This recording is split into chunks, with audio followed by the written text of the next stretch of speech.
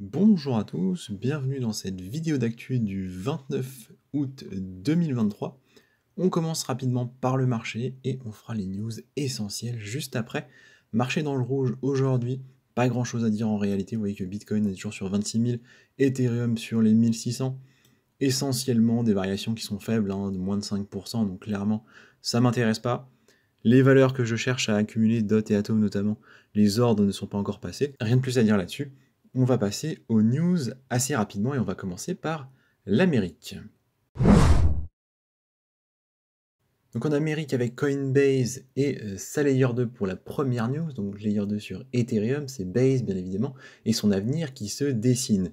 Donc on avait au début du mois d'août les équipes de Coinbase qui ont ouvert les portes de leur Layer 2 et rapidement il a été témoin d'un certain engouement. Il y a quand même eu beaucoup de choses qui se sont passées dessus, on entend parler régulièrement. Dans les news on a souvent des articles et pour cause il se passe des choses. Donc de nombreux utilisateurs qui sont arrivés. Et maintenant, Base commence à définir son avenir, l'avenir de son protocole, avec un partenaire important qui est Optimism. Alors pour rappel, Optimism, c'est aussi du coup un layer 2 sur Ethereum, et c'est sur la technologie développée par Optimism que Base a créé sa propre layer 2. Et donc les deux entités ont annoncé la création d'un accord de partage des revenus. C'est quand même super intéressant, quelque chose qu'on n'a encore quasiment jamais vu, en tout cas à ma connaissance. D'une part, Base va contribuer à hauteur de 2,5% des revenus générés par son séquenceur, et donc ça devrait représenter environ 15% des bénéfices nets du protocole qui iront à The Optimism Collective. Donc concrètement, une partie des revenus générés par Base vont aller à Optimism, et de l'autre côté, Optimism va allouer 118 millions de jetons OP, donc son jeton, à Base, donc environ 175 millions de dollars qui vont être distribués sur une période de 6 ans. Donc ça va faire de Base un important détenteur du token Optimism. En ce qui concerne la gouvernance, on a aussi quelques petites modifications, notamment l'autorité de mise à niveau de Base qui devient partagée via un multisigne 2-2 entre Optimism Foundation et Base. De surcroît, Base héritera des mises à jour de la couche d'optimisme afin que les chaînes restent compatibles et interopérables. Une évolution que je trouve super intéressante, notamment parce que c'est un peu une première dans la narrative des Layer 2. J'ai hâte d'en voir plus et de voir si d'autres Layer 2 vont faire des partenariats.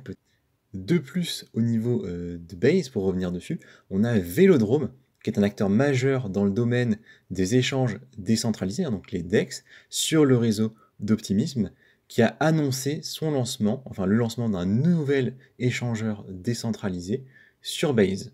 Donc ça, c'est vraiment intéressant parce que ça ancre encore un peu plus les liens entre les deux blockchains, et donc le développement de ce nouveau DEX vise à étendre les opérations de Vélodrome et à capturer une part assez importante de la liquidité sur le nouveau réseau Base qui, comme on l'a dit auparavant, attire pas mal de monde, et donc s'il attire du monde, il attire évidemment des liquidités, de l'argent en somme.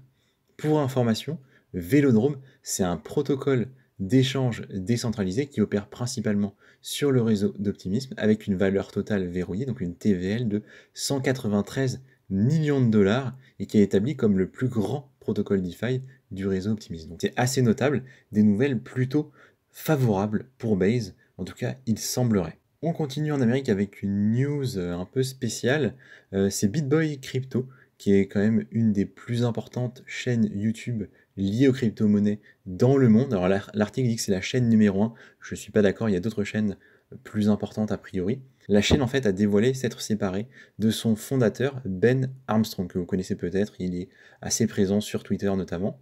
Et donc il est connu, ce Ben Armstrong, dans l'écosystème des cryptos depuis un certain temps, et pour être le visage de la chaîne YouTube BitBoy Crypto. Pour pas vous mentir, en fait, je pensais que c'était lui, la chaîne, je pensais pas qu'il y avait en fait une entité derrière, je n'étais pas vraiment au fait de ces choses-là.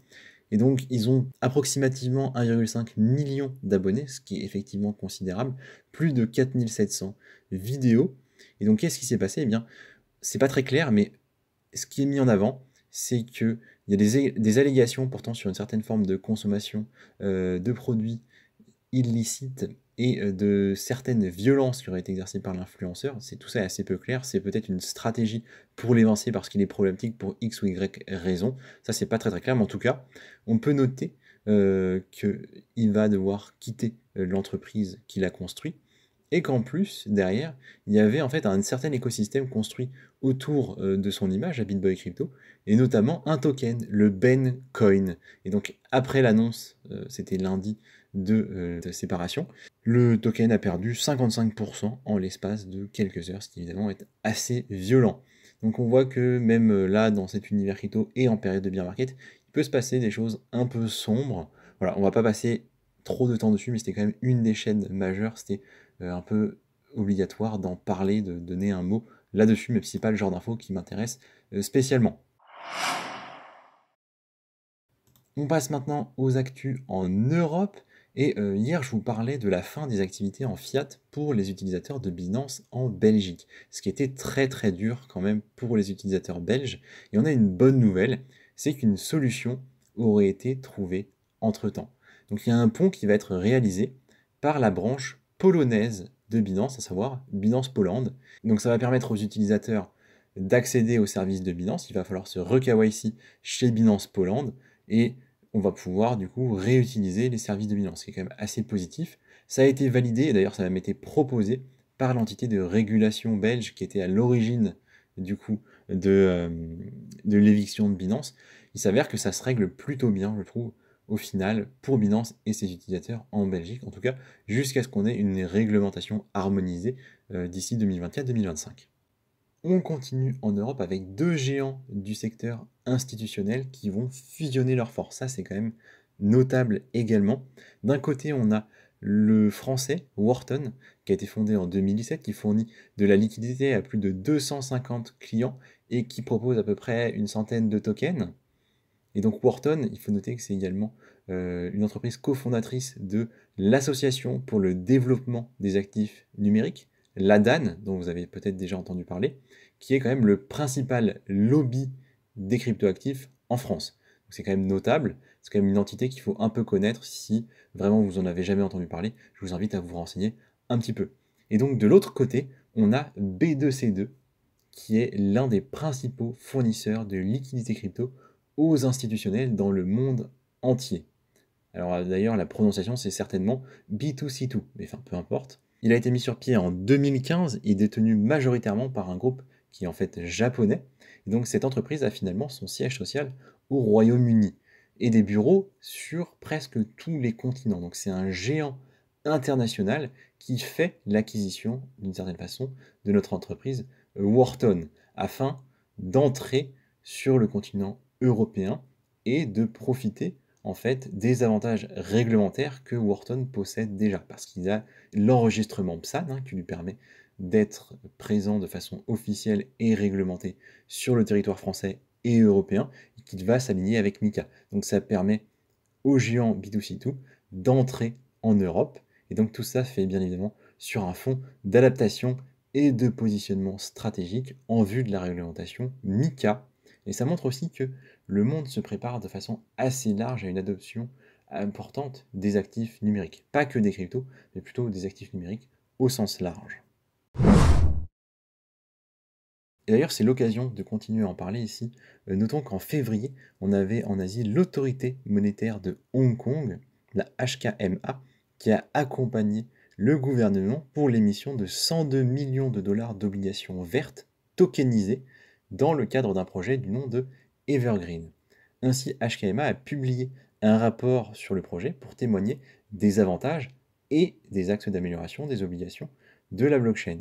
On a un constat qui est quand même très positif, avec, je cite, une petite phrase, l'émission a démontré la possibilité de déployer la technologie des grands livres distribués, les DLT, dans le cadre de véritables transactions sur les marchés des capitaux, dans le cadre juridique existant à Hong Kong. Cela a également montré le potentiel des DLT pour améliorer l'efficacité, la liquidité et la transparence des marchés obligataires. Ça, c'est la fin de la citation. Notons qu'il existe pour le moment un peu moins de 4 milliards de dollars d'obligations tokenisées dans le monde, donc c'est encore assez peu. Et donc le rapport estiment que cette technologie n'en est vraiment qu'à ses balbutiements, que c'est les prémices. Et donc, il y a des grands défis à venir, notamment celui de l'interopérabilité entre les différents systèmes. Le but, ça va être d'éviter que les systèmes soient isolés, cloisonnés, ce qui empêcherait les transactions qui seraient en fait pas du tout intéressantes. Malgré tous ces propos élogieux, on ne parle pas vraiment de crypto ici. On parle un peu à certains moments de la blockchain Ethereum, mais c'est essentiellement d'actifs numériques au sens plus large et de tokenisation. Donc pas sûr qu'on puisse en profiter de façon directe avec nos investissements actuels. Et enfin, dernière nouvelle, l'application Web3 Friendtech, je vous en parlais la semaine dernière, qui permet la tokenisation d'actions de créateurs en échange de contenu exclusif, a connu un engouement réel et vraiment important en début de semaine dernière, avant de subir une baisse tout aussi spectaculaire. L'intérêt des utilisateurs a vraiment baissé, les volumes d'échanges ont baissé, les revenus ont chuté, c'est considérable, c'est de l'ordre de 80 à 90% en quelques jours. Donc moi, je vous en avais parlé la semaine dernière, comme je vous le disais, et j'avais envie de faire une vidéo dessus. J'attendais un peu de voir dans quelle direction allait ce projet. Et au final, avec l'enthousiasme qui est complètement passé, je ne suis pas sûr que ce soit pertinent de faire une vidéo dessus pour le moment. Donc je vais le surveiller d'un coin de l'œil et je reviendrai dessus si vraiment il build quelque chose. Voilà qui conclut la vidéo, c'est tout ce que je voulais vous dire pour aujourd'hui. Merci de m'avoir écouté, je vous dis à demain pour une prochaine vidéo d'actu.